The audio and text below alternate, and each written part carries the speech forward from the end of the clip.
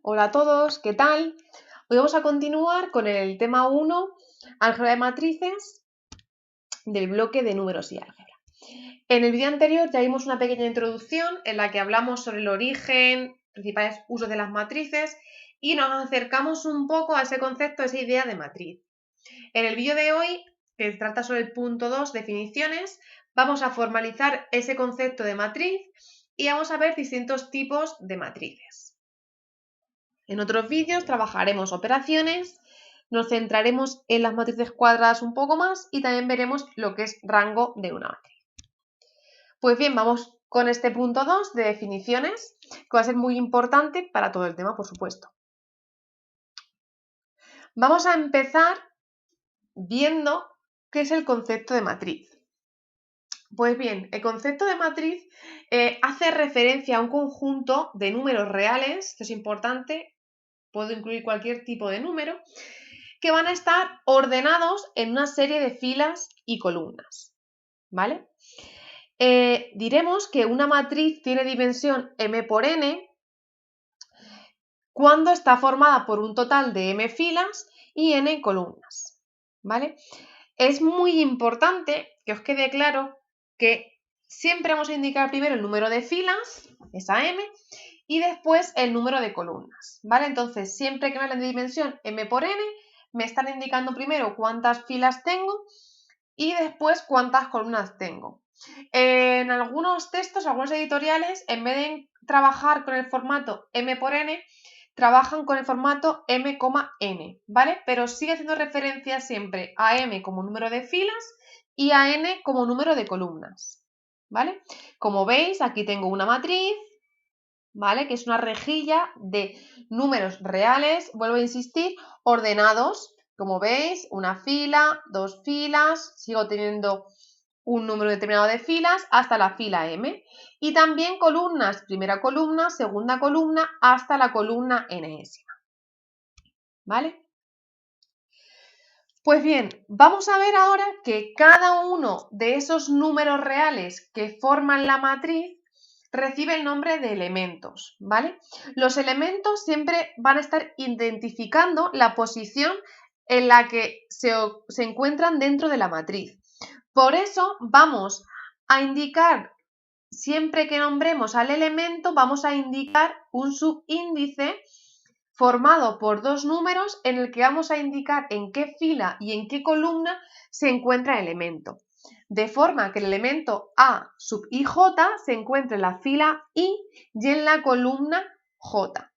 ¿Vale? Si os fijáis aquí, el elemento A sub 2, 2, pues se encuentra en la fila 2, columna 2. ¿Vale?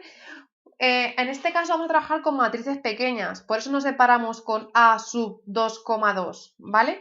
Si se trabajáis con una matriz en la que al menos tiene 10 filas o 10 columnas, sería imprescindible indicar la coma para separar filas y columnas. No va a ser nuestro caso, no vamos a trabajar con matrices tan grandes, ¿vale? Pero para que lo conozcáis.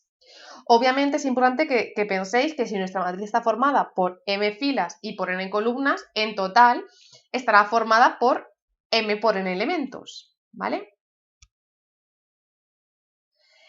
Hay un convenio para la notación de las matrices, ¿vale?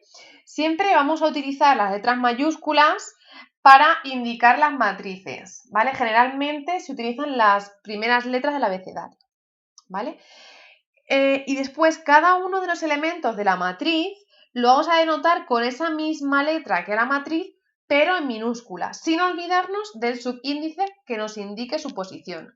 Así la matriz A está formada por todos estos elementos que ya vienen en minúscula, ¿vale? Vamos a ver un ejemplo. Si os fijáis, la posición de cada elemento va a ser única, ¿vale? Y una vez conocemos el subíndice, podemos identificar rápidamente al elemento al que nos referimos.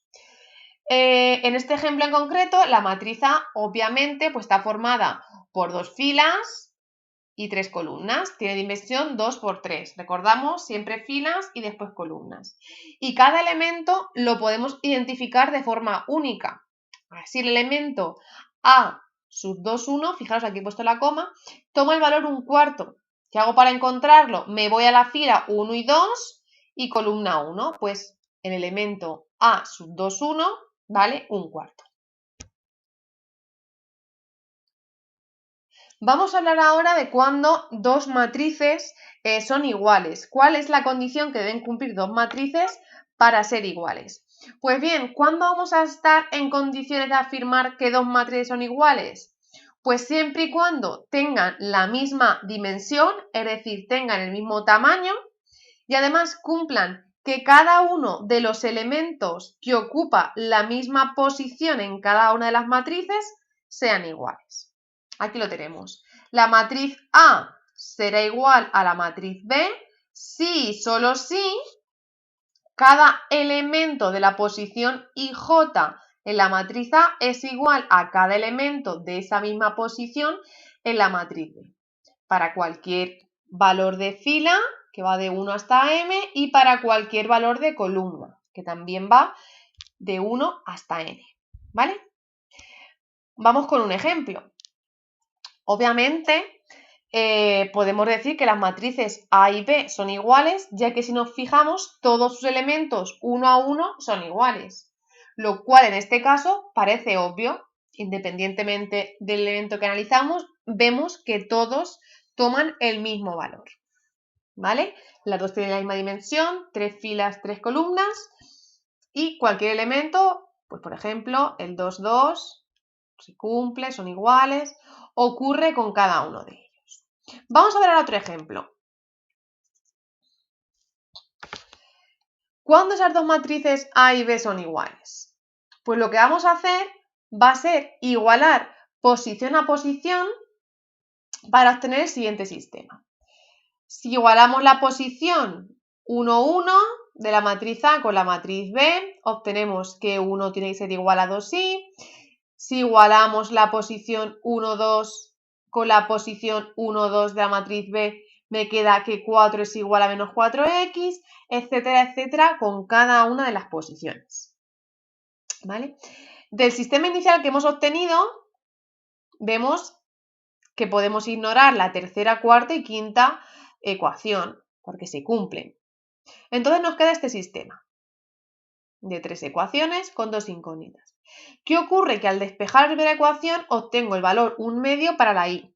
De la segunda ecuación el valor menos 1 para la x, pero en la tercera ecuación obtengo el valor para la x 2. Por lo tanto, este sistema no tiene solución, porque la x toma dos valores distintos. Así que puedo concluir que en este caso en concreto las matrices A y B no pueden ser iguales. ¿Vale? Es decir, que aunque yo me plantee un eje de este tipo, puedo obtener casos en los que las matrices sean iguales y casos en los que no van a poder ser iguales.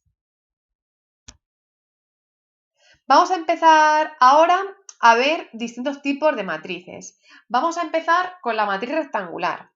La matriz rectangular es aquella en la que el número de filas y el de columnas es distinto. Aquí lo tenemos, el número de filas m es distinto del número de columnas n. ¿Vale? Y aquí vemos un ejemplo de matriz rectangular. ¿Vale? Puede ocurrir que tengamos más columnas que filas, como en este caso, que tenemos 2 filas, 3 columnas, o también tengo una matriz rectangular cuando ocurre al contrario, que tengo más filas que columnas. Dentro de las matrices rectangulares podemos encontrar las matrices tipo fila, que no son más que matrices rectangulares que están formadas por una única fila y un número indeterminado de columnas, en este caso 3 columnas, ¿vale? Y también tenemos las matrices tipo columna, en las que ocurre lo contrario, están formados por un número m de filas y una única columna. En este caso, 4 filas y una única columna. Es importante que os fijéis que los elementos de las matrices son números reales, como en este caso podemos encontrarnos el valor e dentro de una matriz. Pues vamos con más tipos. ¿Qué es una matriz cuadrada? Una matriz cuadrada es aquella en la que debe tener igual número de filas que de columnas, ¿vale? Por ello, cuando hablamos de matrices cuadradas, solemos hablar de matrices de orden n, ¿vale? Porque al final, como m es igual a n, lo que tengo son matrices de dimensión n por n. Y decimos que tengo una matriz de orden n. Las matrices cuadradas tienen una diagonal principal, ¿vale? Y una diagonal secundaria.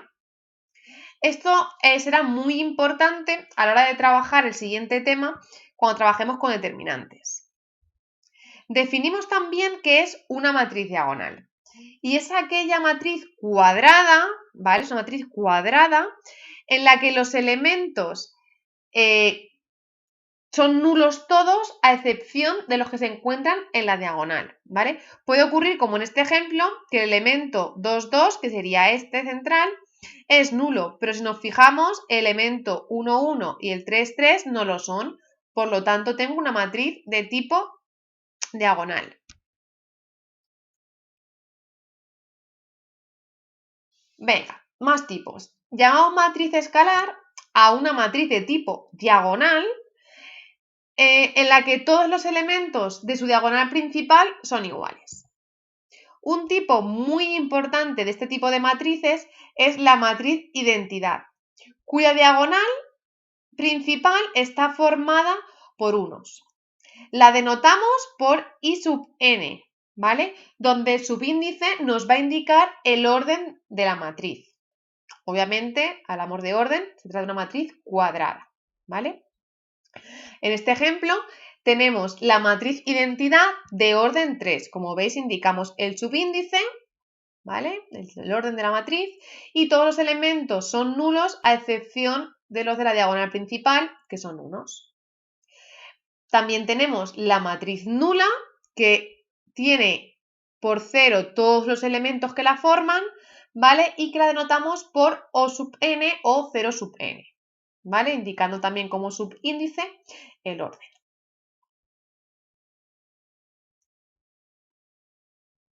Volviendo a las matrices cuadradas, vamos a ver ahora cuando tengo una matriz triangular que puede ser inferior o superior. La matriz triangular inferior es una matriz cuadrada en la que todos los elementos que se encuentran por encima de la diagonal principal, recordarla, aquí la tenemos, son nulos, ¿vale? Y por tanto la triangular superior va a ser una matriz cuadrada en la que todos los elementos que se encuentran por debajo de la diagonal principal son nulos, ¿vale? Ahí tenemos los dos tipos de matrices triangulares, inferior y superior. Veamos ahora una matriz muy importante, que es la matriz traspuesta, ¿vale? ¿Qué es una matriz traspuesta? Pues no es más que una matriz que se obtiene como resultado de intercambiar filas por las columnas de otra matriz. Es decir, partimos de una matriz A, aquí la tenemos, y lo que vamos a hacer es coger la primera fila y la vamos a escribir como columna de la matriz traspuesta, ¿vale? Haremos lo mismo con la segunda fila, 4, 1, 0, la escribimos en forma de columna, y lo mismo con la tercera fila, que la escribimos en forma de columna. Fijaros bien que la matriz traspuesta se denota con una T como superíndice, ¿vale? Entonces tengo una matriz A y cuando escribo su traspuesta con superíndice, lo que he hecho es escribir esas filas como columnas. Otras editoriales, en vez de escribir la T como de superíndice para indicar la traspuesta, lo que escriben es una rayita encima. Sería A con una rayita encima, ¿vale? Pues las matrices traspuestas tienen una serie de propiedades muy importantes. De momento os las voy a contar porque estoy adelantando un poco al siguiente epígrafe, que es operaciones con matrices. Pero así vamos a hacernos un poco una idea de qué tipo de operaciones vamos a poder hacer con matrices. Pues bien, la primera propiedad es que la matriz traspuesta de una matriz traspuesta es la matriz de partida A, ¿vale? La matriz traspuesta de una matriz traspuesta es la propia matriz de partida. Esta propiedad sí que la podéis comprobar vosotros mismos con lo que sabéis sobre el tema. Y es que está claro que si yo intercambio filas por columnas y en la matriz resultante vuelvo a intercambiar filas por columnas, al final estoy, digamos, deshaciendo ese cambio, deshaciendo esa operación. Os invito a coger papel y boli, que os inventéis una matriz cualquiera, hagáis su traspuesta y volváis a hacer la traspuesta de la que habéis obtenido para comprobar que acabáis obteniendo la matriz de partida. La segunda propiedad, todavía con lo que sabemos, no podemos demostrarla, pero en breve podremos. Pues bien, esta segunda propiedad lo que nos dice es que la traspuesta de una suma de matrices, nos da como resultado la suma de la traspuesta de esas dos matrices. Es decir, que me va a dar igual sumar A y B y hacer la traspuesta del resultado que directamente sumar B y A traspuestas. Más adelante lo demostraremos, ¿vale? La tercera propiedad hace referencia al producto de matrices. Si calculamos la traspuesta de A por B, nos dará como resultado B traspuesta por A traspuesta. Y mucho cuidado, aquí mucho cuidado. Es muy importante, porque veremos más adelante que el producto de matrices no cumple en general la propiedad conmutativa, es muy importante respetar este orden, ¿vale? Si yo hago A por B, todo yo traspuesta, el resultado es la traspuesta de la segunda por la traspuesta de la primera. No puedo alterar ese orden, ¿vale? Aprovecho para decir que esto no pasa con la propiedad 2, con la suma, ¿vale? Nos va a dar igual hacer B traspuesta más A traspuesta que hacer A traspuesta más B traspuesta.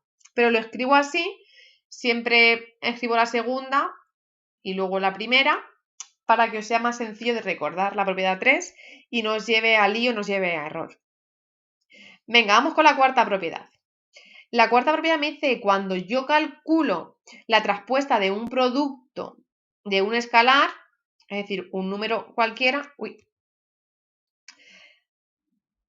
el producto de un escalar por una matriz A y calculo la traspuesta, el resultado que obtengo es el mismo que si hago el producto del escalar por la matriz traspuesta, independientemente del valor que tome el escalar, del número real que tome ese escalar, ¿vale? Como digo, a excepción de la primera propiedad, con los conocimientos que tenéis sobre matrices, todavía no podemos comprobar las otras tres, pero lo haremos más adelante. Por último, vamos a ver tres tipos de matrices: opuesta, simétrica y traspuesta. En primer lugar, vamos a ver la matriz opuesta, que se obtiene al calcular el opuesto de cada uno de los elementos de la matriz A de partida. Y la denotamos con el signo menos delante, ¿vale? Aquí tenemos un ejemplo, ¿vale? Como podéis ver, el elemento de la posición la de la posición 1, 1, de ser un menos 1, pues en la matriz opuesta ha pasado a ser un 1. Elemento de la posición 1, 2, de ser un 4 a ser un menos 4, ¿vale? El elemento de la posición 1, 3, como es un 0, pues se queda como está, obviamente, ¿vale? Etcétera. Así calcularíamos la matriz opuesta.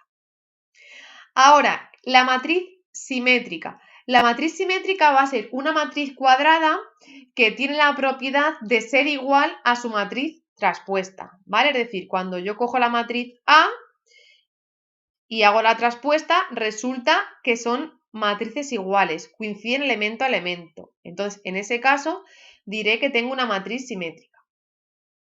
Y por último, definimos la matriz antisimétrica como una matriz cuadrada que coincide con la opuesta de su traspuesta.